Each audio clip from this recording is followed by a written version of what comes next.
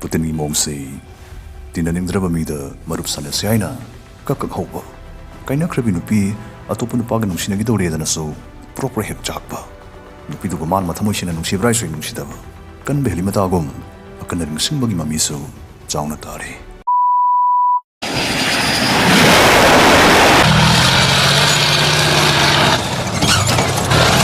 Russia and Ukraine the Kutaba Hoduna, Lan Ho Privacy, a Kudimunatare. Adu Masigi Pibum say, Karidi come down Oirakivano. Karimarungi put in Ukraine the Kutarivano, Karimarungi put in Ukraine Bupam, even Habakudimusiki Pakundi, history the Kakpumdunale. Lan Sigi Waho Kangi Haragadi, Tangai for the Leva and Sigi, Makugi Puari Kanga Sumia Yaroi. Madamsna put in Lan Sigi Waho Kanga amongst the Ekoi, Leva and Sigi Hasta. Mahaktum Taminase 1991 Jahis the Soviet Union Natraga USSR Lebak Taramatuna Kaiki Mayam Sikim of the Russian quite chow Lebak the Wiki Ukraine Soviet Union Gi Sargamoiram Libani 1991 Sigimatum the Gidi Ukraine so independent Oikre Maning Damkre Matangs the Duma Kanviai Muigi Warisiso India Pakistan Bangladesh Ki Warisiga Adumana Bazani. Madam the 1947 Mamang the day, India, Pakistan, Bangladesh, so soon they lay back Amaka Weramivani, Pulapulamivani. Madam Sini Ukraine and Russia got Mohanapun Ragaso, Masiam sound a land behind the Oiro Haina, Adona Columbus Ui. Adu Sigisangam Navasimokti, Purapuri land Olivani. Madam the 1921 the Lenin Red Armina, Ukraine the Landaki. Sigi Communist Russian Revolution Sigmatunda 1922 the USSR Natraga Soviet Union Hariba Soviet Socialist Republic Lebak Taramangi upon the Union Asi Linkat Kivani Lebak Sing Sigmanunda Ukrainian Soviet Socialist Republic Suyarivani Matangs the Wahangamalai Maduri USSR Tindringa Ukraine Sea Masika Maintarumzano Ukraine Maning Tambaleba Amoinati Lerame Adu Maning Tamibadu Madusuni Chahi Omudadi Iramli Canada Mokwina Maning Tamapang Livadi Russian Empire again. Russian Empires in 1917 the Russian Yawalosin Kuta Marajai Takivani.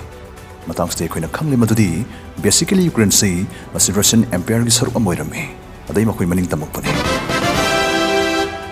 A day Nasagi Russian Empire like Tukri Yawalosin Aduna, Ukraine the Mons Lagalanda Kivani. Russian Empire is among the Muzat Kalavadi, Russia, Ukraine and Moxie, Empire Magisar Eminaring Matamamasomo, Tinagani. Ukraine police empires Kisar or in Matam Sutinagani. Yamachata Tanaganade, Masang Winalam Nivo of Hamadu, Ukraine Tiny Masagi Masakamadam Nizer Lover, Leva Amoin to Lizari. Maranganta 1991 Matum Shamakiva no Leva Amanati Havasi, Ukrainian Brazil Wakal the Tamoida, Matam Kuidavi among the children of Lavani. 1991 the Soviet Union Kaidun Marumdum Tarakuda, Ukrainian Krana Nieta Bagin Sasor Hondoki, Maduri Mako Hendaki Soidana, Matam Chupagi Maning Makatam Lani Havsiga Sadani.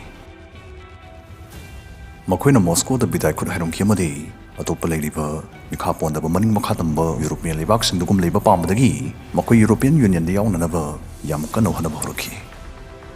Atop Serex the Makoi Kranadi, Russian Singoina. One way Sharum Yamina Pamzava, Madri Mokwis Russians near Kanzava, Muising Suturaki. Makoni Ukrainian and the Russian and Sea, Honas Hazard Manava, Hadi Mokonim Slavic Hariba Muikam Sipuno Minava, Dharma Lining Lights Siman Manava, some of the Mokini Samatan Hanelorome. Maramson 1991 Gitauduxi, Mokogi Mopam the day, Masin Manawani Marta Saktum Kaidum Nabugum Toki, Partisan Gum Toki. Hadi Vasiga Nisu Mui category Sigmanunda, Vladimir Putin Germany, Masu Yalivani.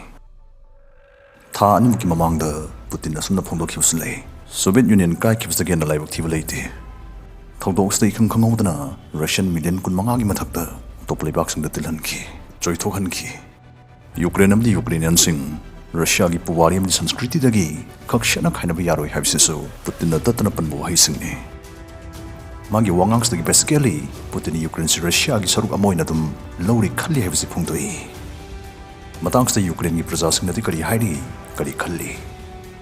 Ukraine no Pokang Saruxi, Tiny Soviet Union Namadi, Magilenga Punxizava, Russia Bunxizava pro Russian Sing in Namkundai, Adu Mapung Webe Ukrainian Agadi, European Union joint Tonimba, Makatan Maning Tamaliba Amo in the Dumlinimba, Prazamasing the Heli. 2017 is a Taki Serbia Batumina, Ukrainian Chade Yang Doina, European Union the joint Topami, Amnisal Niputaruna, Neto joint Topami.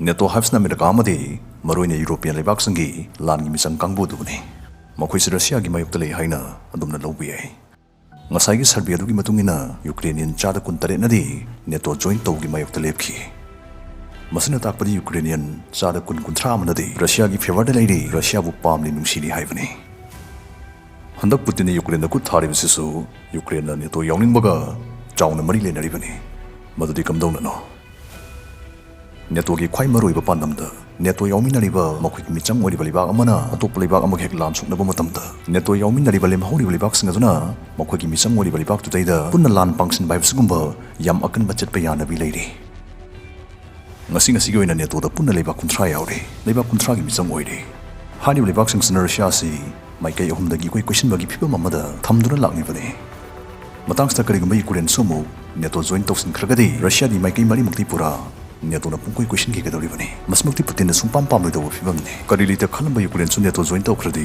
shakti khangle lekala kadori bane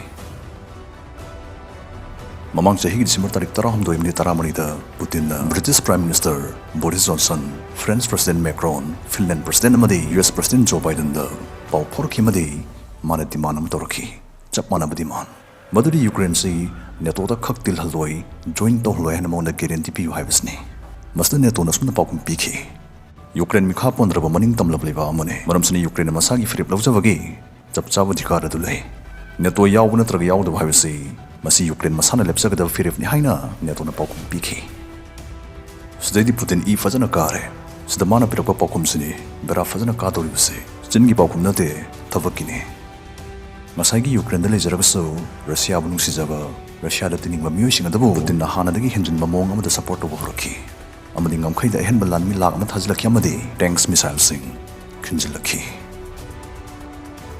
nongpok border da khangnate awang amadi awang nongpok thangba border da sune chau chau khulai khinjilaiba lanmi mabai thajli basi araibo haida Russia lan ginamam ready da le rakha haibane waruisinda Ukraine NATO amadi European Union nungsijai pamjai aduga Russia nadi aihak laining khainang moi ginungsinaba yaroi maduna igi ijat natana hakselasu akai lakani dana yetbani Putin mi mongse tinaning draba mi da marup salase aina kakak hoba kaina khrabi nupi atopu nupa ga nungsina gi dore dana so proper hek chakba nupi du man mathamoi sina nungsi brai soi nungsidaba kan behli matagum akan ring singbagi mami so chauna tare 2014 da Russia na Ukraine dagi Crimea hariba peninsula se masiloksan kibagi wathok su leiri bane asing matang dana mu makhatar pa video ma da puzarake